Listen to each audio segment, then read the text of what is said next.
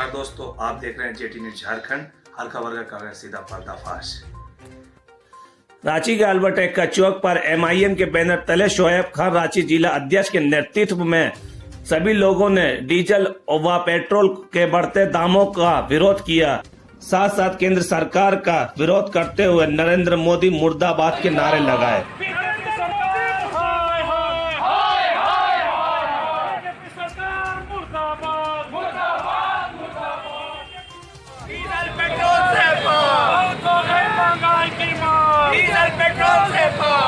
All India मुस्लिमीन जिंदाबाद जिंदाबाद।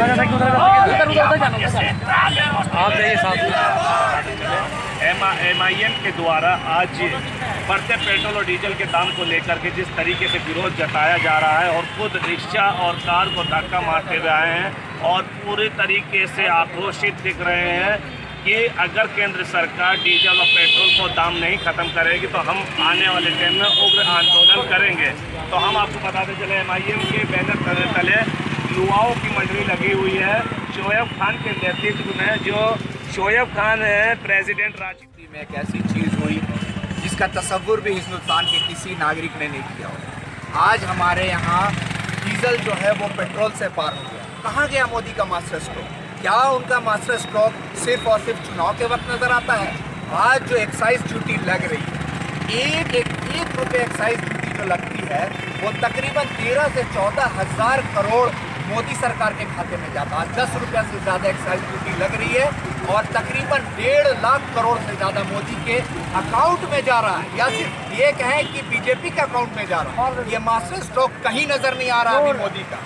20 साल के इतिहास में ऐसा हुआ है कि लोग त्राही हो गए। चारों तरफ से पेट्रोल की मार पड़ रही है। हिंदुस्तान दुनिया का एक ऐसा कंट्री हो गया है जो सबसे ज़्यादा पेट्रोल के अंदर 70% टैक्स देता है और उस टैक्स को इनडायरेक्ट टैक्स कहा जाता है, जिसको हम एक्साइड के नाम से भी जानते हैं। और उस टैक्स का सरकार क्या करती है? आवाम के लिए यूज़ नहीं करती और सिर्फ सरकार अपने खजाने में ये पैसा भर रही है, जिसके वजह से आज हिंदुस्तान का सारा नागरिक, जितने भी नागरिक है, वो छोटे तबके के हो, बड़े तबके के हो, सब त्राही हो गया। आज 80 रुपया पेट्रोल चला गया। जो पूरी दुनिया में वाहिद हिंदुस्तान एक ऐसी कंट्री है जो सबसे ज़्यादा 70% जो है वो टैक्स पे कर रही है पेट्रोलियम में। धर्मेंद्र प्रधान क्या कर रहे हैं? वो उनके बारे में मैं थोड़ी सी आपको बात कह दूं कि वो एक मानव विज्ञान के छात्र हैं। उनको इन सब चीज़ों से लेना देना नहीं है। पेट्रोलियम का उनको जीरो नहीं आता है। ये सिर्फ और सिर्फ मास्टर स्ट्रोक बीजेपी और केंद्र सरकार की नज़र आती है, सिर्फ विधायक को खरीदने में और इलेक्शन के वक्त। बहुत अच्छा। क्या कहेंगे कि आप अभी जो मतलब कि रिक्शे पे और कार में धक्का मारते हुए अब एक विरोध जता रहे हैं, क्या केंद्र सरकार सुनेगी इस बात को कि आज ये पहली बार मुद्दतों के बाद ये मामला नज़र आया है कि पेट्रोल से ज़्यादा डीजल का दाम हो गया है? तो क्या सरकार ये सुन पाएगी आप लोगों का? मैं सिर्फ इतना बोलना चाहूँगा कि सरकार को सुनना पड़ेगा, क्योंकि आज यही बीजेपी की सरकार पिछला 2012 की मैं बात करूँ तो जिसके आज सदी के जो बड़े महानायक कहलाते हैं अमिताभ बच्चन जी, वो जब पेट्रोल पंप में पेट्रोल भराने के लिए गए थे, जब उनको बोला गया कि कितना का पेट्रोल डाल दूं, तो वो बोले कि 2-4 रुपया का गाड़ी के ऊपर छिड़क दो, गाड़ी को आग लगानी है। आज अनुपम खेर जी जो है 2012 में उनका स्टेटमेंट था कि मैंने अपने ड्राइवर से पूछा अपने बाइक में क्यों नहीं आया, तो वो बोले कि बाइक को शोपीस में रख दिए हैं इसलिए साइकिल में आया हूँ। तो आज कहाँ गए वो अंधभक्त लोग? मैं उन लोगों को भी अंधभक्त बोलूँगा। आज मोदी सरकार से मेरा नर्म निवेदन है कि आप सबका विकास की बात करते हैं, तो आज लॉकडाउन की वजह से आज तराही माम है सारी जनता।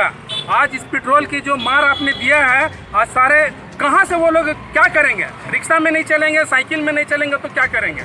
अभी मैं क्लियर एक और चीज़ कर देता हूँ। शोएब भाई बोले कि एक्साइज जो ड्यूटी होता है, जो रेट होता है वो 10 रुपया लगा है। 10 रुपया नहीं, ये अंतर्राष्ट्रीय बाजार में अगर इस कच्चा तेल की बात करें तो प्रति बैरल जो है ना 20 रुपये आता है। रिफाइनरी में ज़्यादा से ज़्यादा 4 रुपये 60 पैसा, यानी कि 24 रुपये 60 पैसा में आपको तेल मिल रहा है। इसमें एक्साइज ड्यूटी जो है वो 32 रुपये लगा रहे हैं, प्लस स्टेट वाइज जो है वो 18 रुपये जो जैसा लगा रहे हैं। मतलब 50% जो है एक्स्ट्रा टैक्स लिया जा रहा है। तो क्यों लिया जा रहा है?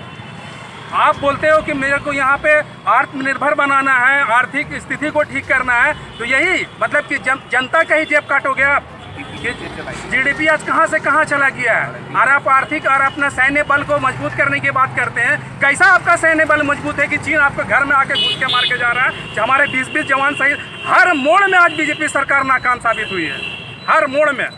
तो क्या कहेंगे आपकी जो आला कमान है, अभी तक उनका भी स्टेटमेंट नहीं आया सफदरुद्दीन ओवैसी साहब का तेल को लेकर के, और फिर चीन को लेकर के जो उन्होंने जवाब दिया था, मगर आज तक उनका जवाब नहीं मिला है। बिल्कुल तो क्या कहेंगे? बिल्कुल लगातार उनका शुरू से ही आ रहा है, बल्कि 40 दिन से जो गतिविधि चल रही थी बॉर्डर में, वो आपका गलवान घाटी में, उस वक्त से उनका जो है ना सरकार से सवाल किया जा रहा था कि ये क्या हो रहा है, आप क्यों नहीं इस सवाल का जवाब दे रहे हैं। चीन जो है हमारा जमीन में कब्जा कर रहा है, लगातार पूछते आ रहे हैं वो, और अभी भी पूछ रहे हैं। हमारे सदर असदुद्दीन ओवैसी ने पहली आवाज़ उठाई थी कि जब हमारे 20 जवान शहीद हुए थे तो गवर्नमेंट क्यों नहीं बता रही है, उनका ऑफिशियल डेटा ये क्यों नहीं अनाउंस करता है कि 46 उनके हमने मारे हैं, 45 उनके हमने मारे हैं। क्यों गवर्नमेंट सामने आकर के, मीडिया के सामने फेस टू फेस आकर के ये कहती है कि हमने भी उनके 45 मारे। इसकी जवाबदेही किसकी है? वो सिर्फ बैकग्राउंड में बोलते हैं, फेस पे आकर के कभी ना तो मीडिया से वो मुखातिब होते हैं और ना ही सही डेटा को, सही फैक्ट्स को सामने वो रखते हैं। सिर्फ पीछे से अपने भक्तों को खुश करने के लिए अनाप शनाप डेटा पेश करते हैं।